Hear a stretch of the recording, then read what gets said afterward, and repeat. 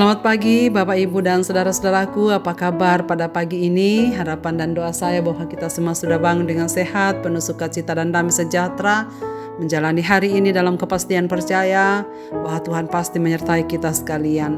Senang sekali kita berjumpa kembali, kita di acara Renungan Pagi edisi 29 Oktober 2022. Pagi ini bacaan kita dari 1 Samuel pasal 19 ayat 1 sampai ayat yang ke-6 demikian.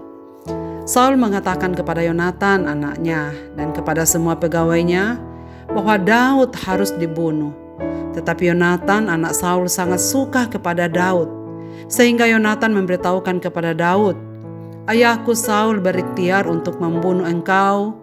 Oleh sebab itu hati-hatilah besok pagi, duduklah di suatu tempat perlindungan dan bersembunyilah di sana. Aku akan keluar dan berdiri di sisi ayahku di padang tempatmu itu. Maka aku akan berbicara dengan ayahku perihalmu. Aku akan melihat bagaimana keadaannya, lalu memberitahukannya kepadamu."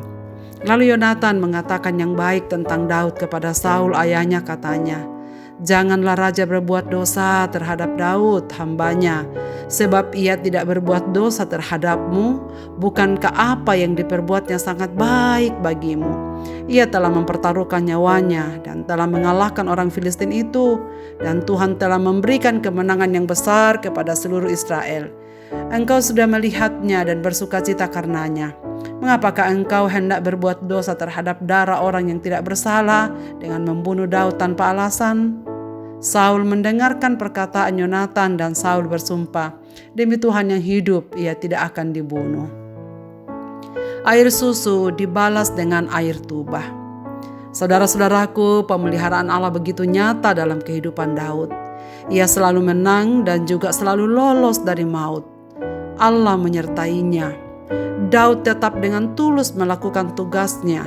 Daud mengetahui niat jahat Saul, tetapi tidak membalas kejahatan dengan yang jahat. Dalam teks yang kita baca pada pagi ini, Tuhan menyediakan pertolongannya melalui anaknya Yonatan.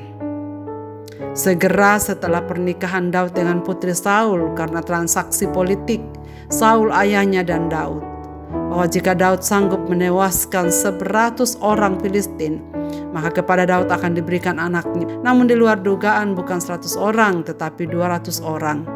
Dan ternyata Daud pulang dengan kemenangan gemilang, menggagalkan keinginan Saul agar Daud meninggal saat berperang. Kemenangannya ini membuat Saul merelakan putrinya menikah dengan orang yang sangat dibenci, yaitu Daud. Tidak pernah ada seteru yang tanpa alasan jelas bertindak sekeji Saul dalam sejarah. Ia berkata secara langsung kepada anaknya Yonatan dan di depan anak laki-laki dan bahwa Daud harus dibunuh. Namun Yonatan telah sayang kepada sahabatnya Daud. Melalui mulut Yonatan, Allah meluputkan Daud. "Benar," kata Yonatan, "tidak ada alasan untuk membenci Daud apalagi membunuhnya. Sebab ia sangat baik, bahkan telah bersedia mengorbankan nyawanya untuk keselamatan seluruh rakyat Israel termasuk Saul. Sangat tidak pantas memusuhi orang yang sebaik Daud." Tetapi dasar hati Saul telah dipimpin oleh roh jahat, maka tetap saja kebencian dan iri hati dipeliharanya, persis seperti pepatah, air susu dibalas air tubah. Saudara-saudaraku, kita tidak tahu apakah ada orang-orang di lingkungan kerja atau di sekeliling kita atau dalam pergaulan kita yang sebenarnya tidak senang terhadap kita, bahkan berniat mencelakakan kita. Namun kita tak perlu khawatir terhadap orang-orang yang demikian, sebab jika diperhadapkan dengan kondisi demikian, tetaplah bertindak benar. Allah pasti melindungi kita yang percaya. Saul berbuat jahat dan ia tidak diberkati Allah. Daud setia dalam kebenaran, ia disertai oleh Allah. Bahkan semakin hari, pernyataan Allah baginya semakin jelas. Saudara-saudaraku, ia dalam kuasanya pasti memelihara dengan pasti semua orang yang percaya kepadanya. Saya dan juga Bapak Ibu serta saudara sekalian yang mendengarkan renungan pada pagi ini, percayalah bahwa Ia akan menjaga kita dengan baik. Dan Allah selalu menyediakan pertolongan kepada umatnya dengan cara yang selalu menakjubkan. Saudara sekalian, mari kita bersyukur untuk firman-Nya pada pagi ini. Bapa di sorga, Bapa, di dalam nama Tuhan Yesus kami bersyukur untuk firman-Mu yang mengingatkan kami bahwa hidup kami bagai Daud di tangan-Mu. Banyak persoalan, tantangan, dan rintangan yang kami jalani dalam kehidupan ini. Tetapi yakinkanlah kami ya Tuhan bahwa kami dapat sampai kepadamu di dalam anugerah-Mu. Maka kuatkan kami dan teguhkanlah kami ya Tuhan, supaya kami selalu menjaga kehidupan kami seturut dengan kehendak dan kemauan Tuhan sendiri. Ya Tuhan, peliharalah kami. Berilah pertolongan-Mu kepada kami. Kami berdoa untuk segenap pendengar renungan pagi ini dimanapun mereka berada. Bapa di surga, tolonglah mereka, berikan sukacita dan sejahtera dalam menjalani kehidupan mereka.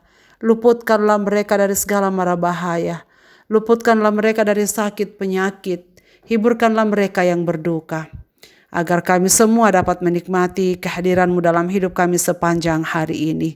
Ke dalam tangan kasih-Mu Bapa, hamba-Mu menyerahkan segenap pendengar renungan pagi ini dalam aktivitas mereka masing-masing. Baik di rumah, baik di masyarakat, di tempat sekolah, di kampus-kampus atau di tempat pendidikan mereka.